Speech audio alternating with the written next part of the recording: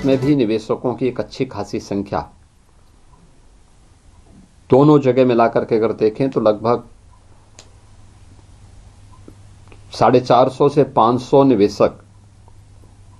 और वित्तीय संस्थानों की चेयरमैन और सीईओ इन दोनों कार्यक्रमों में आए। हम लोगों ने इस पूरी यात्रा के दौरान इस बात को देखा है कि इसमें सिंगापुर में IT, global capability city, logistic, semiconductor और टूरिज्म, फिनटेक, मेडटेक, डीपटेक के मुद्दे को लेकर के काफ़ी पॉजिटिव वार्ता हमारी इन सभी क्षेत्रों में हुई है और बहुत सारे निवेशक यहाँ पे निवेश करने के लिए, उत्तर प्रदेश के अंदर निवेश करने के लिए हमारे साथ एमओयू भी किए और बहुत सारे लोगों ने अपने प्रस्ताव भी दिए हैं और उनका एक बिजनेस डेलीगेशन जिसमें जेआईसी, तामासेक, यूएसजी, गूगल, ब्लैकस्टोन, ये सभी जो सिंगापुर से बेस्ड जो कंपनियां हैं, ये कंपनियां भी उत्तर प्रदेश के अंदर उस रूप में अपनी भागीदारी आगे बढ़ाने के लिए पूरी सतर्कता के साथ वहाँ पर आने को तत्पर हैं। कल से हम लोगों ने टोक्यो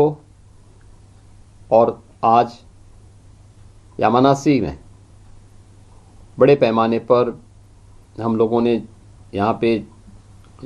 G2G और G2B लेवल की बैठकें संपन्न की। कल यहाँ पे उत्तर प्रदेश के अंदर टूरिज्म की इन संभावनाओं को आगे बढ़ाने और यहाँ के बिजनेसमैन उत्तर प्रदेश के अंदर आए। यहाँ के माननीय विदेश मंत्री से हमारी मुलाकात हुई थी, उनके साथ भी एक सकारात्मक वार्ता हुई। यहाँ के आर्थिक मामलों के मंत्री और उनसे भी एक सकारात्मक वार्ता जो उनके उपमंत्री के रूप में हैं, उनके साथ भी हमारी वार्ता हुई थी। और इस पूरी यात्रा के दौरान यामानासी के जो हमारे माननीय गवर्नर हैं, वे कल भी टोक्यो में भी उन्होंने एक G2B लेवल की बैठक करवाई। आज यामानासी के पूरे कार्यक्रम के साथ वे स्वयं जुड़े थे और उन सभी कार्यक्रमों में उनकी भागीदारी वहाँ पर थी। यहाँ पे हम लोगों ने जिन कंपनियों के साथ बैठक की है, इसमें automobile, logistic, green hydrogen, CBG, solar और टूरिज्म के साथ ही ऑटोमोबाइल की जो प्रमुख कंपनियां हैं, जिसमें सुजुकी, होंडा, मित्सुई, मारुबेनी, सेमिटोको, यूनिक्लो जैसी कंपनियों के साथ यहाँ पर हम लोगों की बैठक हुई और इनके साथ ही यहाँ के उद्योग वाणिज्य के उपमंत्री, जेट्रो के चेयरमैन, जो काफ़ी बड़ा वित्तीय संस्थान है, इन सब के साथ हमारी यहाँ पे बैठकें हुई, यामानासी में बैठकें हुई, जिसको लेकर के वहाँ की यामानासी की गवर्नमेंट ने भी बहुत पॉजिटिव रूप से उसको आगे बढ़ाने में अपना योगदान दिया है। इसके साथ ही जिन मुद्दों पर हमारी चर्चाएं आगे बढ़ी, आज हमारे पूरे डेलीगेशन को यामानासी गवर्नमेंट ने, यामानासी ने ग्रीन हाइड्रोजन में जो प्रोग्रेस की है जापान के अंदर, उस प्लांट का विजिट करवाया था। हम लोगों ने ग्रीन हाइड्रोजन एनर्जी की संभावना, क्योंकि ग्रीन हाइड्रोजन पानी जहाँ अच्छा होगा वहाँ ग्रीन हाइड्रोजन की संभावना उतनी ज़्यादा होगी। और उत्तर प्रदेश इस देश का सबसे समृद्ध क्षेत्र है, पर्याप्त जल संसाधन हमारे पास हैं और हम लोगों ने इस दिशा में प्रयास किया है, जिसमें यामानासी हम लोगों को उस टेक्नोलॉजी के साथ जोड़ने और हमारे उत्तर प्रदेश के युवाओं को उसका प्रशिक्षण देने, यानी उसकी स्किलिंग के लिए भी अपना सहयोग देने के लिए तत्पर है। जापान और यूपी के बीच में एमएसएमई में टेक्नोलॉजी को लेकर, उसकी ऑनलाइन सेलिंग को लेकर और अन्य मुद्दों को लेकर के भी सहयोग की बात हुई और इसको हम आगे बढ़ाएंगे। इसके अलावा ऑटो क्लस्टर के विकास करने के लिए यमुना अथॉरिटी में जापान के निवेशकों के लिए जापान की एक डेडिकेटेड सिटी के निर्माण के लिए भी यहाँ पर विस्तार से चर्चा हुई और इसके लिए वहाँ लैंड अलॉट करने की कार्रवाई हुई है। इसमें मुख्य रूप से हम लोगों को जो अब तक यहाँ प्रस्ताव प्राप्त हुए हैं, मुझे प्रसन्नता है कि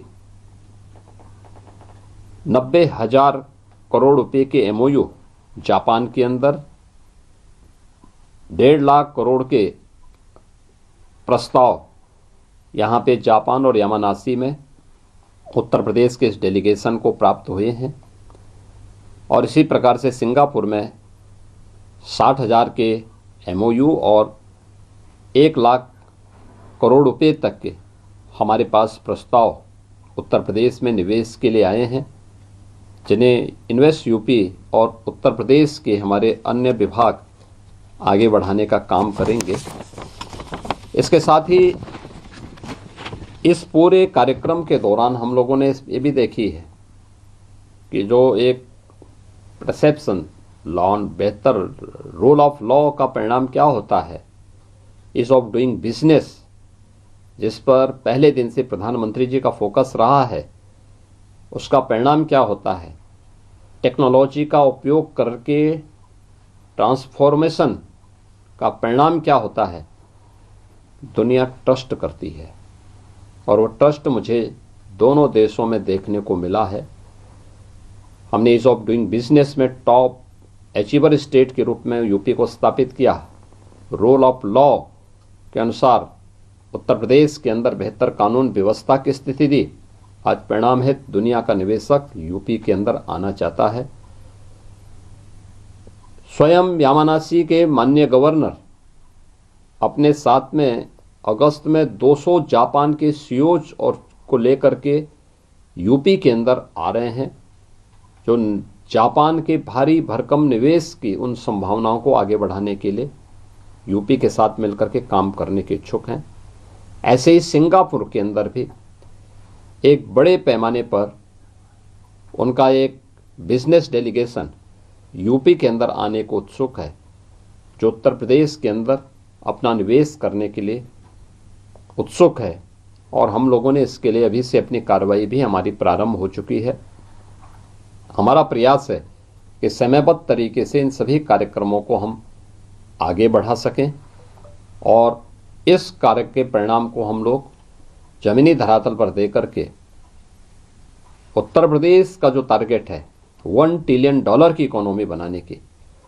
उस $1 ट्रिलियन की इकोनॉमी को बनाने की दिशा में किए जाने वाले प्रयास में एक महत्वपूर्ण और मील का पत्थर साबित होगा। मैं आज के इस अवसर पर अपने दोनों मिशन से जुड़े हुए अधिकारियों को, सिंगापुर के हमारे जो माननीय उच्चायुक्त हैं उनके और उनकी पूरी टीम को, मैं यहाँ के राजदूत, जापान की राजदूत और उनकी पूरी टीम को, जिन्होंने बहुत पॉजिटिव तरीके से पहले से भी होमवर्क किया था, हमारी टीम के साथ भी पहले से काफ़ी होमवर्क करने के बाद इस पूरे कार्यक्रम को सफलतापूर्वक आगे बढ़ाने में अपना योगदान दिया। और मुझे यहाँ पे दोनों स्थानों पर, दोनों क्या तीनों स्थानों पर भारतीय समुदायों के साथ भी संवाद करने का अवसर मिला। सिंगापुर में उनका काफ़ी बड़ा भारतीय समुदाय के साथ एक हम लोगों का कार्यक्रम संपन्न हुआ था। कल हम लोगों ने यहाँ पर एक बड़ा कार्यक्रम टोक्यो में भारतीय समुदाय के साथ दूतावास के अंदर ही एक बड़ा कार्यक्रम संपन्न किया था। और आज यामानासी में भी भारतीय समुदाय काफ़ी बड़ी संख्या में रहता है, तो उन लोगों के साथ भी एक बड़ा कार्यक्रम वहाँ पर आज संपन्न हुआ है। और मुझे विश्वास है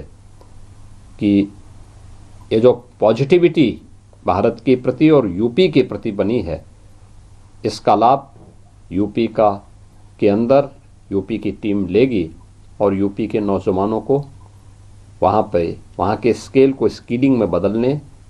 और राज्य स्तर पर उनके स्थानीय स्तर पर उनको रोजगार के क्षेत्र के साथ जोड़ने में भी अपना योगदान देगी। यही मुझे इन सब के बारे में एक ब्रीफ नोट आपके सामने प्रस्तुत करना था, जो मैंने इस यात्रा के समापन के अवसर पर आपके सामने प्रस्तुत किया है। सर, आज आपने हाई स्पीड ट्रेन का भी सफर किया, कितना रोमांचक था। और एक आपने आज शतरंज के रोबोट के साथ भी शतरंज किया, कैसा रोमांच? देखिए, इस यात्रा के जो सबसे महत्वपूर्ण पहलू थे कि सिंगापुर में हमने कुछ क्षेत्रों का भ्रमण किया था हमारी टीम ने, जिसमें IET institute of engineering and technology, जो वहाँ का एक हाई क्लास एक स्किलिंग का सेंटर है, वहाँ का हम लोगों ने निरीक्षण किया था। और वहाँ पे हम लोगों ने देखा, भ्रमण किया था, कैसे उनके कार्यक्रम चल रहे हैं, इनके बारे में बहुत अच्छी पॉजिटिव रही। हम लोगों ने वहाँ पे दो चीज़ें और देखी। एक MRO की facility, aircraft maintenance, repair and overall की कार्रवाई कैसे आगे बढ़ती है, ये चीज़ें हम लोगों ने वहाँ पर कल देखी हैं। कैसे सेलोज बनते हैं, वेयर हाउसिंग की कार्रवाई व्यापक पैमाने पे कार्गो की दृष्टि से कैसे महत्वपूर्ण होती है, इसको भी हम लोगों ने वहाँ पे कल निरीक्षण किया है, देखा है, और बहुत पॉजिटिव उसका वो रहा है। और उन लोगों को हम लोगों ने उत्तर प्रदेश के अंदर और ख़ास तौर पर जो हमारा आने वाला 5वां international airport, Noida international airport है, वहाँ के लिए भी आमंत्रित किया है। आज हम लोगों ने ग्रीन हाइड्रोजन प्लांट को देखा और उसके उपरांत high speed, super high speed train को न केवल निरीक्षण किया बल्कि उसमें यात्रा भी की है। सबने देखा है उसकी स्पीड, यानी मुश्किल से 2 मिनट में वह 500 किलोमीटर से अधिक की स्पीड पकड़ ले रही थी। 150 किलोमीटर की स्पीड के बाद उसके पहिए ऊपर आ जाते थे और ट्रेन हवा में फिर बात करते हुए दिखाई देती थी। यानी हम लोगों ने इस पूरी यात्रा में देखा कि कुछ ही किलोमीटर, यानी 120 किलोमीटर की यात्रा को हम लोगों ने कुछ ही मिनटों में तय कर दिया था। ये सुपर हाई स्पीड की मैग्नम ट्रेन जो है वह एक मॉडल जापान ने प्रस्तुत की है और बहुत अच्छे ढंग से यहाँ पे जापान के अंदर